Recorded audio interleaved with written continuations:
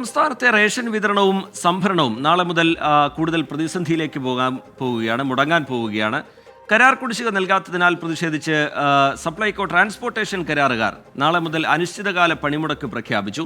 3 മാസത്തെ കുടിശ്ശിക ലഭിക്കണം എന്നാണ് കേരള ട്രാൻസ്പോർട്ടിംഗ് കോൺട്രാക്ടേഴ്സ് അസോസിയേഷന്റെ ആവശ്യം.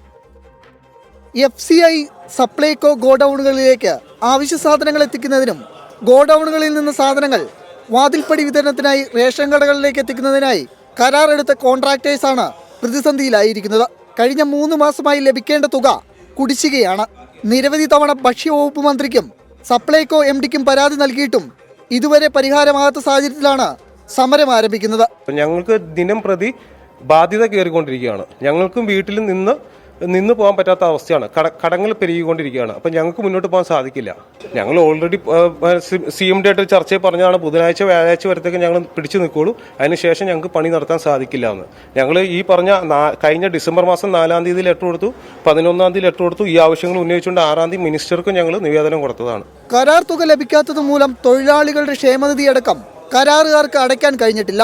പലിശയടക്കം വലിയ തുക കുടിശ്ശികയായിട്ടുണ്ട്. സംസ്ഥാനത്താകെ 56 കോൺട്രാക്ടേഴ്സാണ് സർക്കാരുമായി വാതിൽപ്പടി വിതരണത്തിൽ ഉൾപ്പെടെ കരാർ ഏറ്റെടുത്തിരിക്കുന്നത്. ഇവർ പൂർണ്ണമായും പണിമുടക്കുന്നതോടെ റേഷൻ വിതരണത്തെയടക്കം ഇത് സാരമായി ബാധിക്കും. ഭക്ഷ്യ പൊതുവിതരണ മേഖലയെ ആശ്രയിക്കുന്നത് സാധാരണക്കാരായ ജനങ്ങളാണ്.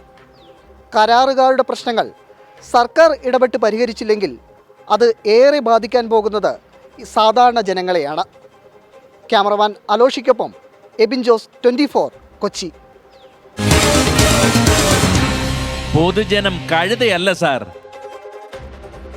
തൊഴിലാളികളുടെ ക്ഷേമനിധി അടക്കം മുടങ്ങിയതോടെയാണ് പ്രതിഷേധം കടുപ്പിക്കാനുള്ള കരാറുകാരുടെ തീരുമാനം. പലിശയടക്കം വലിയ തുകയുടെ ബാധ്യത വന്നതോടെ വലിയ പ്രതിസന്ധിയാണ് അവർ നേരിടുന്നത്. തുടർന്നാണ് ഇത്തരത്തിലുള്ള ഒരു നിലപാടിലേക്ക് അവർ പോയിരിക്കുന്നത്. എന്താണ് ഈ വിഷയത്തിൽ ജനങ്ങൾക്ക് പറയാനുള്ളതെന്ന് കേൾക്കാം പ്രതികരണം.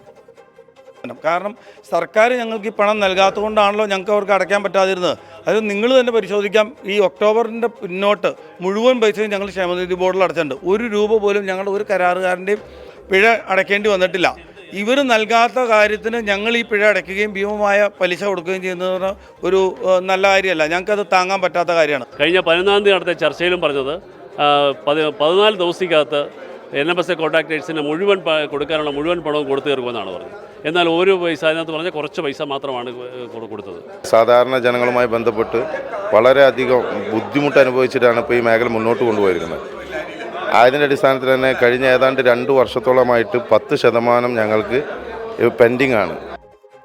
ലോകത്തെവിടെയായാലും ഏത് സമയത്തും 24 വാർത്തകളും ഓഗ്മെന്റഡ് റിയാലിറ്റി പാക്കേജുകളും എക്സ്പ്ലെയിനറുകളും വിശദമായി കാണാൻ ഞങ്ങളുടെ YouTube ചാനൽ നിങ്ങൾക്ക് സബ്സ്ക്രൈബ് ചെയ്യാം.